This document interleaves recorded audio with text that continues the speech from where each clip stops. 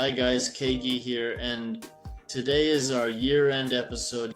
Yes, I am a bit under the weather, but I hope it doesn't dampen our pros and cons episode today, as today we have quite the touring legend, the Honda Transalp 650, specifically the 650 version, not the 600, not the 400, and not the 700.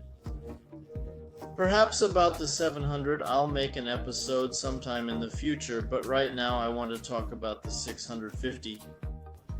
Actually, this bike was introduced in the year 2000, replacing the Transalp 600. They all have an XL in their name. Something goes in the designation, namely for this motorcycle that we are checking out, the XL 650V. It has a slightly larger tank, 19.6 liters, and power increased to 55 horsepower from torque. The torque itself is 56 Newton meters, but the engine has actually grown by 50 cc. Plus, this isn't just an engine from any nearby cruiser, it's a genuine bros engine, also used in the Diavel on the Riviera. The motorcycle itself was produced from 2000 to 2006. It has a regular steel frame, a V-shape, 2 cylinders, the same engine as the throwaway 647cc, 55 horsepower, 56 torque as I said, and carbs at that time, brakes, dual piston but already 2 discs. Unlike the throwaway, for example, the height of the motorcycle is from 1,280 mm to 1,315 mm, depending on the age. Acceleration to 100 is not the wildest 5.1, which is quite tame in my opinion, and a max speed of 172 km/h. The curb weight is 194 kilograms and 212 respectively in the 2004 versions. As you understand, there is a difference between 2004 and 2000. Yes, there was a minor restyling. The external plastic body kit changed, the headlight lighting changed, and the hazard warning button was added. That's how it changed. Overall, the motorcycle is a good example of its class. Let's move on to the pros and cons, and of course let's start with the cons. And the first downside is its age. Even if it's a Honda, even if it's the engine I love and so on, it's truly a legendary motorcycle, but age takes its toll, and it's not about some mechanical aspects, wiring, rubber parts, or other small details that could potentially let you down, such as the carburetor diaphragms. They simply crack due to age, and there's no escaping it, of course. You must look for a replacement. Fortunately, the Transalp Club is a huge community of people with so much enthusiasm that some of them even decided to not just produce these membranes, which, by the way, are partly used by throw owners. The second downside is power. Yes, the engine only puts out 55 horsepower, it's a touring enduro, it's designed for travel, and the top speed is 172 kph. Acceleration from 5 to 100, but in reality 172 kph is very hard to achieve on it, meaning your cruising speed will be around 100 km/h. 120 is not only a comfortable cruising speed, but it's also optimal in terms of fuel consumption per kilometer, because the faster you go, no matter how silly that sounds, the more fuel you use. Plus, at high revs, this engine might consume excess oil, hence it doesn't like to rev. It prefers medium revs, starting from 3 to 5. Its peak is at 6, but it's not great revving higher. The power really lacks. Ideally, you'd want somewhere around 70-80 horsepower like on the TDM model.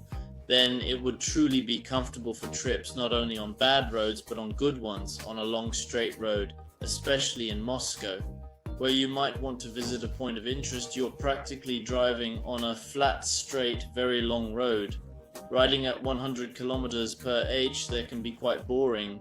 You can do it, but it's tedious. You certainly like to cruise at speeds of 150, 160. The third downside is inherent to this engine, and in fact to all motorcycles in general, but because of the fact that this motorcycle has a V-shaped engine and a good amount of torque.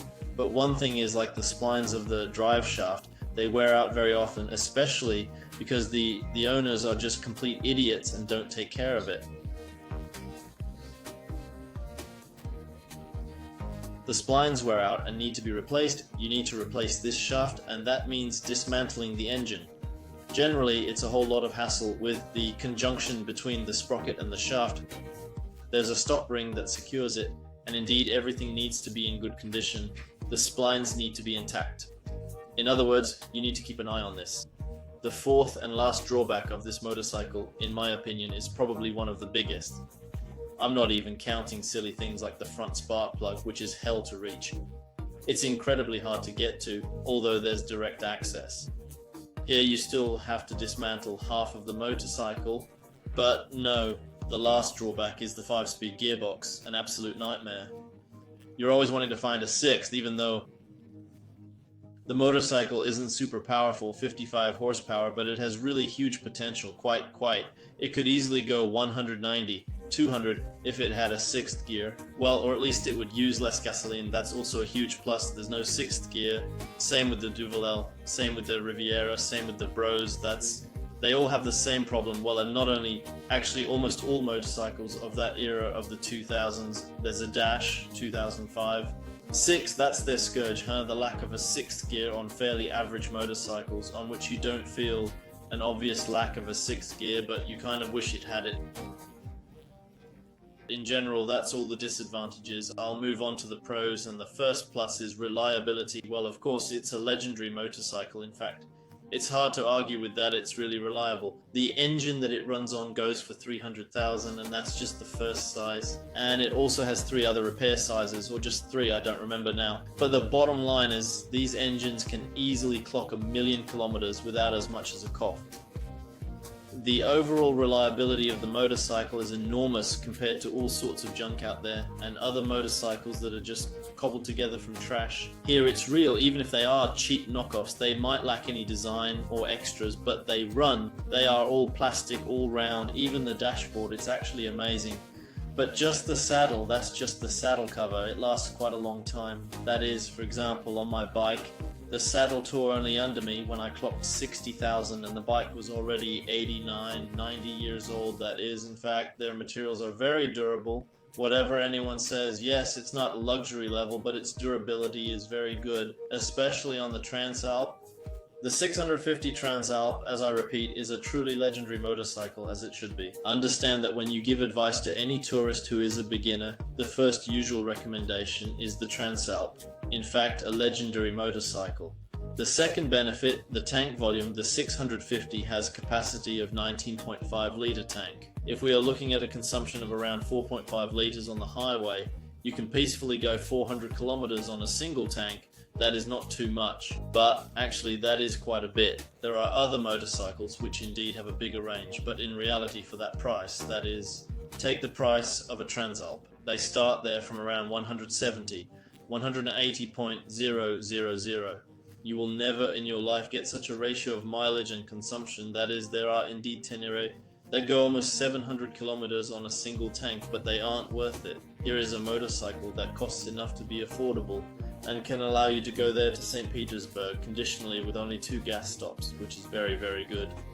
Now, of course, another question is that you will never go that far in your life, or rather, it's not about never going to St. Petersburg life, but it's really uncomfortable to drive 400 kilometers non-stop, yet it's still nice enough to have a power reserve. In case something goes wrong, you won't have to worry about things like, oh damn, you need to refuel or something practicality, but here it's exclusively in terms of class. It's a Tourer, naturally practical. It's not too wide, it's not too soft, especially in the year 2000. In 2000, the model received slightly stiffer suspensions. The smoothness of its ride on the road became much better. It's much better than the 6-speed Transalp. It holds up much better. It's a really universal bike. You can ride it in the city, outside the city, and even on the off-road, not very big of course. The main off-road motorcycle, Honda had an Africa Twin in its lineup, but even the Transalp lets you ride a bit of off-road. The fourth plus is the fuel level indicator. Yes, in the majority of motorcycles of that time, instead of a fuel level indicator, you could either see a beggar or only matches that came bundled with a bug to light up and check if everything was fine.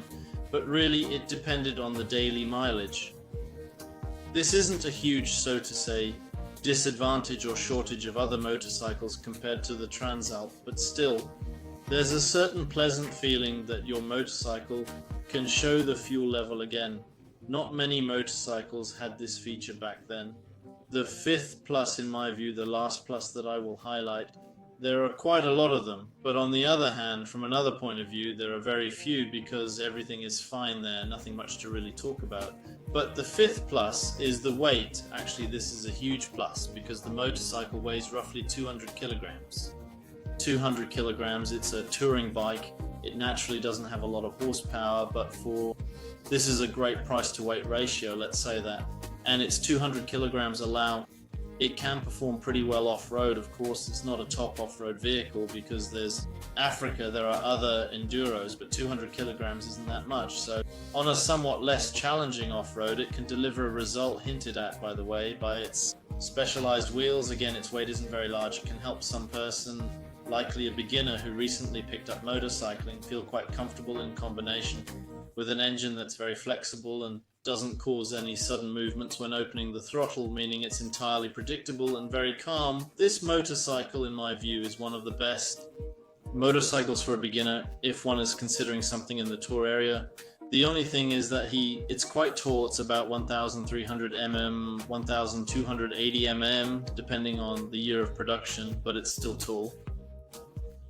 So you just have to try it out if it suits you, if you find yourself more or less comfortable on it.